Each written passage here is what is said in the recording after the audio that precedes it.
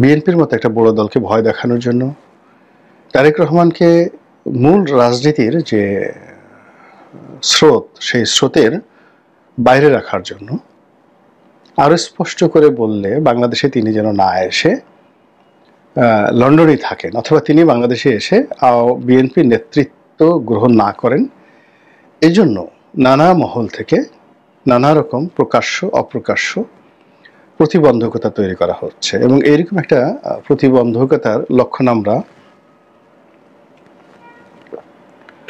সম্প্রতি দেখতে পাচ্ছি যে শীর্ষ সন্ত্রাসী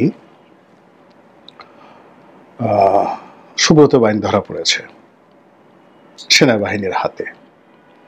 এবং এখানে আশ্চর্যের ব্যাপার হলো যে এখানে কতটা নোংরা রাজনীতি যে সুব্রত বাইনকে এখন রিমান্ডে আনা হয়েছে। এবং আপনারা জানেন যে সুব্রত বাইন দীর্ঘদিন ধরেই ভারতীয় গোয়েন্দা সংস্থা র এবং বাংলাদেশের গোয়েন্দা সংস্থাগুলোর যাকে বলা হয় মাস্টার মাইন্ড হিসেবে, তাদের অক্সিলারি এলিমেন্ট হিসেবে, তাদের হাতিয়ার হিসেবে ব্যবহৃত হয়ে আসছিল রাজনৈতিক প্রতিপক্ষকে দমন করা, সমাজে অস্থিতিশীলতা তৈরি করা থেকে শুরু করে আরও অনেক কিছু। অর্থাৎ গোয়েন্দা সংস্থাগুলো বা সরকার এই সন্ত্রাসী গ্রুপদেরকে বিভিন্ন সময় ব্যবহার করেছে এবং এখনো করে যাচ্ছে। তো সরকার যখন কাউকে এজেন্ট হিসেবে ব্যবহার করে, কিংবা কোনো গোয়েন্দা সংস্থা যখন কাউকে এজেন্ট হিসেবে ব্যবহার করে, সেটা রাজপথের কোনো রাজনৈতিক নেতা হোক, যাদেরকে গোয়েন্দা সংস্থাগুলো টাকা দিয়ে বিভিন্ন গালাগাল করায়, কিংবা কোনো সন্ত্রাসী হোক, কিংবা পুলিশ কর্তা হোক, কিংবা কোনো বুদ্ধিজীবী হোক, যখন এদেরকে আর প্রয়োজন হয় না তখন এদেরকে জবাই করে ফেলা হয়, মানে এদেরকে বিভিন্নভাবে শেষ করে দেওয়া হয়। তো সেই দিক থেকে আপনি যদি সুব্রত বাইনের সেই উত্থান 80-র দশকও তার থেকে যদি আজকে ধরেন, তাহলে সে একজন বৃদ্ধ এবং তার পক্ষে এখন একটা খুন খারাপি বা তারেক রহমানকে খুন করা তো দূরের কথা, এখানে ঢাকা শহরের একটা টোকাইয়ের সাথে ঝগড়া করে তার টিকে থাকা সম্ভব নয়। এটা হলো রিয়ালিটি। কিন্তু সে যেহেতু দীর্ঘ সময় ধরে ভারতের গোয়েন্দাদের হাতিয়ার ছিল, বাংলাদেশের গোয়েন্দাদের হাতিয়ার ছিল, ফলে তার কাছে রাষ্ট্রের অনেক গুরুত্বপূর্ণ তথ্য রয়েছে। আপনারা জানেন যে মুফতি হান্নান, সেই 21শে আগস্টের গ্রেনেড হামলা যাকে ফাঁসি দেওয়া হয়েছে, মুফতি হান্নান মূলত বাংলাদেশে কয়েকটি গোয়েন্দা সংস্থার এজেন্ট ছিলেন এবং তিনি অনেক কিছু জানতেন। ফলে গোয়েন্দা সংস্থাগুলো ভয় পাচ্ছিল যে তার এই বক্তব্য যদি দেশি বিদেশি গণমাধ্যমে চলে আসে, অনেকে বিপদে পড়বে। এই কারণে কিন্তু মুফতি হান্নানকে জীবন দিতে হয়েছে। একইভাবে এই সুব্রত বাইন, এখন এই সুব্রত বাইনকে গ্রেপ্তার করা হয়েছে কুষ্টিয়া সীমান্ত থেকে, এবং তার মুখ থেকে যে জবানবন্দি এসেছে সেখানে বলা হচ্ছে যে তাকে বিগত সরকার ব্যবহার করেছিল বা তার উপরে দায়িত্ব অর্পণ করেছিল তারেক রহমানকে লন্ডনে খুন করার জন্য। যে লোক 6-7 পর্যন্ত লেখাপড়া করেনি, একজন কিলার বা একজন রাস্তার পাতি মাস্তান, মানে সিরিয়াল কিলার যদি বলা হয়, আমাদের এই গোয়েন্দা সংস্থাগুলো মানে এতটা দুর্বল, তারা জীবনে মাসুদ রানাও পড়েনি। মানে সেই যে কাজী আনোয়ার হোসেনের যে মাসুদ রানা, এই সিরিজে পড়েনি, কিংবা আর্থার কোয়েল ড্যানিয়েল তার কোনো সিরিয়াল পড়েনি।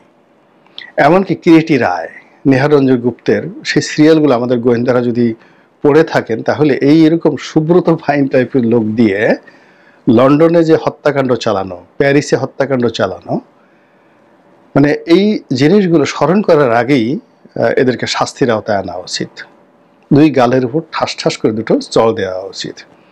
যে এরা বাংলাদেশে যেখানে একটা মানে নিউ মার্কেটের মাছের দোকানে ঢুকে একটা মানে মাছ বিক্রেতাকে নিরাপদে নিশ্চিন্তে খুন করে সরকারের উপকার করতে পারে না, সেখানে লন্ডনের মতো একটা মেগা সিটি যেখানে সুব্রত বাইন জীবনে যায়নি, যেখানে এয়ারপোর্টে পাড়া দেওয়ার সঙ্গে সঙ্গে এআই থেকে শুরু করে সমস্ত রোবোটিক সিস্টেম একটা মানুষকে রিড করে ফেলে, এবং যেখানে রাস্তাঘাট থেকে শুরু করে পাবলিক প্লেসে অসংখ্য মাইক্রোচিপ সেট আপ করে রাখা আছে, যেখানে আপনি পাড়া দেওয়ার সঙ্গে সঙ্গে আপনার মস্তিষ্ক থেকে শুরু করে হৃদয় মন সব রিড করে ফেলতে পারে।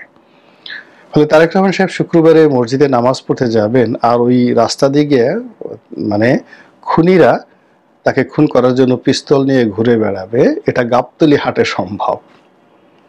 এটি ইউরোপ আমেরিকাতে সম্ভব নয়। কাজে এই যে গল্প, মানে তারেক রহমানকে খুন করে ফেলবে, তারেক রহমানকে ভয় দেখানো, মানে এইটা একটা ছেলের হাতের মোয়ার মতো, সেরকম একটা গল্পের মতো একটা গল্প তৈরি করেছে। এই গল্প শুধু দুর্বল নয়, এটি শিশু সুলভও নয়। এটা যদি আপনি কোনো গরুকে মানে আপনি শোনান, কোনো ছাগলকে এই ধরনের গল্প শোনান, গরু ছাগল রীতিমতো বমি করে দেবে। এই বর্তমান জমানাতে গরু ছাগলের অনেক বুদ্ধি আছে। তো যাই হোক, এরকম সুব্রত বাইনকে গ্রেপ্তার করে তার মাধ্যমে তারেক রহমানকে খুন করা হবে, এই যে গল্প, এখন সেই গল্প মানে কি বলবো, আর আর বলার দরকার নেই। এটি তারেক রহমানও ভয় পাবেন না, বিএনপিও ভয় পাবেন না, আর এতে কোনো উপকার হবে না। বরং এই ধরনের গল্প যারা মানে তৈরি করেন, তাদের মন মস্তিষ্ক, তাদের অসুস্থতা, তাদের মানসিক বৈকল্য সম্পর্কে আপনি বা আপনি আমরা একটা তামার পাতে লিখে দিতে পারি যে এইগুলো রাষ্ট্রের জন্য তারা যেখানে যেখানে আছে একটা আপদ, বিপদ, বালা মুসিবত। এই গেল এক। 2 নম্বর হলো যে এই ঘটনার সাথে যদি দেশি বিদেশি গোয়েন্দা সংস্থা জড়িত থাকে, আপনি জানেন যে নির্বোধ এমন একটা প্রাণী, আপনি ইবলিসকে ভয় না পেলেও নির্বোধকে ভয় পেতে হবে।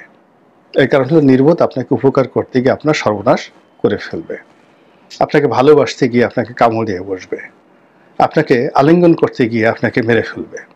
এই হলো নির্বোধের সাধারণ বৈশিষ্ট্য। এবং নির্বোধ সম্পর্কে বলা হয় দ্য স্টুপিড অ্যান্ড ননসেন্স, যে যেখানে শয়তান যেতে সাহস পায় না, দ্য ক্রিটিক্যাল ট্রায়াঙ্গেল, তো সেখানে একজন বেকুব অনায়াসে চলে যায়। তো এরকম বেকুবের পাল্লায় যদি রাষ্ট্র থাকে, এরকম বেকুবের পাল্লায় যদি দেশের স্পর্শকাতর প্রতিষ্ঠানগুলো থাকে, তাহলে এই বেকুবদের কারণে সবচেয়ে বেশি বিপদে পড়বেন বর্তমান সরকারে যারা কর্তা ব্যক্তি রয়েছেন, ডক্টর মোহাম্মদ ইউনূস এবং তার সঙ্গী সাথীরা। আল্লাহ তাদেরকে হেফাজত করুন ও রহম করুন, এবং আমাদের এই জাতি গোষ্ঠীকে অন্তত দেশ চালানোর জন্য যতটুকু মেধা দরকার, যোগ্যতা দরকার, সেটি দান করুন। আসসালামু আলাইকুম রহমতুল্লাহি ওয়া বারাকাতুহু।